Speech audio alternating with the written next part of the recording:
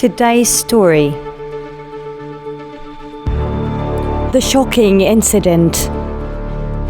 What has forced Halima and her husband to return Muhammad, peace be upon him, back to Mecca? What happened that was a shocking incident? Muhammad, as a child, left to play with some of the children near Halima's house.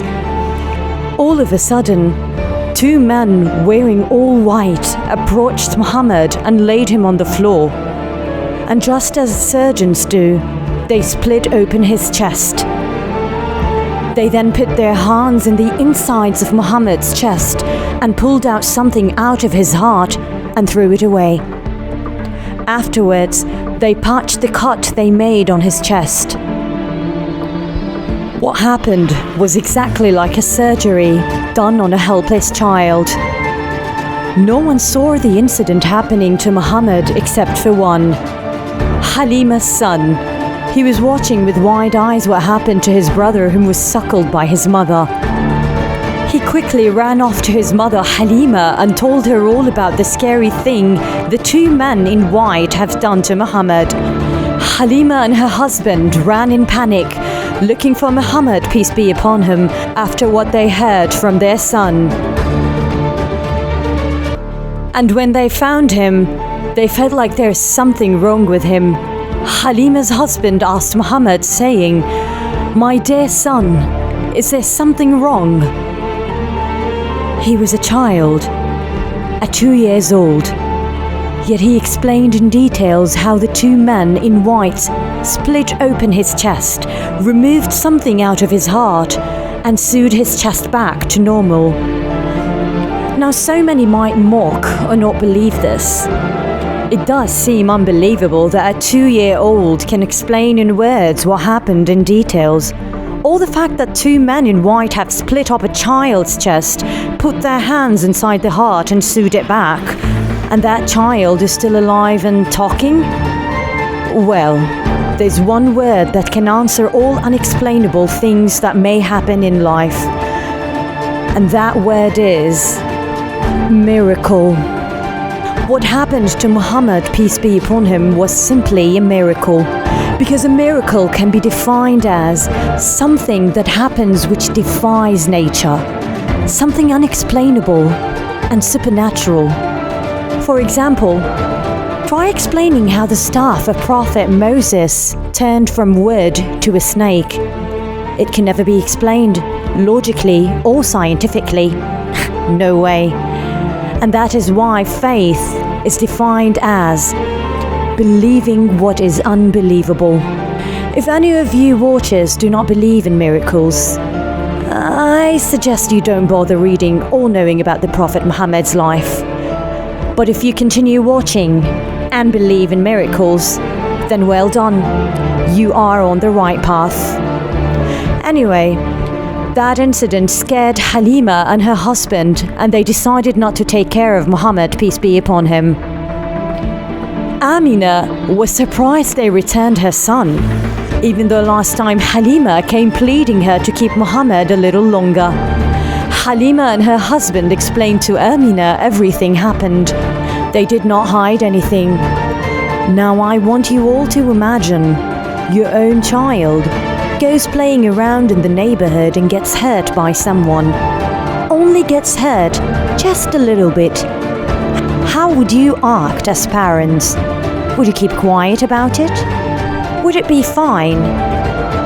Well, Amina had heard that her child was not only hurt a little, his chest was cut open.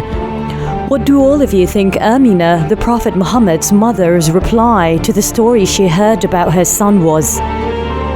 She calmly replied saying, "Rest assured, my son is never harmed, for I know that my son is not anyone. My son will have a great future." Amina then explained what she meant to Halima and her husband. She said by the time she was pregnant with Muhammad, peace be upon him, he was very light. She never felt any pregnancy pain. And before giving birth to him, she explained that she had seen a dream where light expanded from her womb all the way to Al-Sham area, and that's what had made Amina so sure that her son is someone great and he will be protected. Moving on, where years passed by, Muhammad, peace be upon him, grew up to being 6 years old. His mother took him with her to her brothers for a visit, and on the way back from that visit, Amina passed away. Only orphans will understand how painful this is. You know how it feels to be an orphan? To not have anyone protect you or be your shield. To lose the blessings of having your own parents around you is beyond difficult. With that being said, now the Prophet Muhammad, peace be upon him, is orphaned again. He lost his father and now his mother. There, Allah has brought Abdul Muttalib, Muhammad's grandfather, into the picture. We all remember how much Abdul Muttalib loved his son Abdullah, the Prophet Muhammad's father, so much. So Muhammad was in very good hands with his grandfather. Abdul Muttalib also believed that Muhammad, peace be upon him, is no ordinary child. He believed with all his heart that Muhammad will become a great man. Muhammad, peace be upon him, was taken to Mecca by Abdul Muttalib to raise him with his other 9 sons. As a note, the 9 sons are Muhammad's uncles, and the 10th was his father, Abdullah. By that time, and after the Zamzam water incident, Abdul Muttalib was the master of all Quraysh tribes. Abdul Muttalib had a place similar like a mattress inside Al-Kaaba, where no one dares to sit on, not even his own 9 sons. Muhammad, peace be upon him, used to go there on top of that place and play around. All 9 uncles used to panic and try to stop their nephew from playing around there. However, Abdul Muttalib used to tell them not to touch him and let him play all he wants. He used to have Muhammad, peace be upon him, rest upon his lap and pamper him like he's his only son. Abdul Muttalib had always loved to see Muhammad, peace be upon him, play around him. And if Muhammad disappears, he quickly looks for him. Before Muhammad sleeps, he checks up on him. And when food arrives, Muhammad has to be the first one to eat.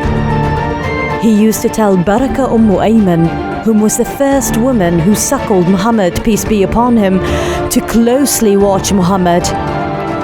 He then explained to her, saying that the Jews and Christians believe that his grandchild, Muhammad, will be the next prophet. Abdul Muttalib had taken care of Muhammad, peace be upon him, for 2 years, with so much love and care, more than we can all imagine. But when Muhammad, peace be upon him, was 8 years old, Abdul Muttalib passed away. And this was where Abu Talib, the uncle of the Prophet Muhammad, took the mission of taking care of our great Prophet Muhammad, peace be upon him.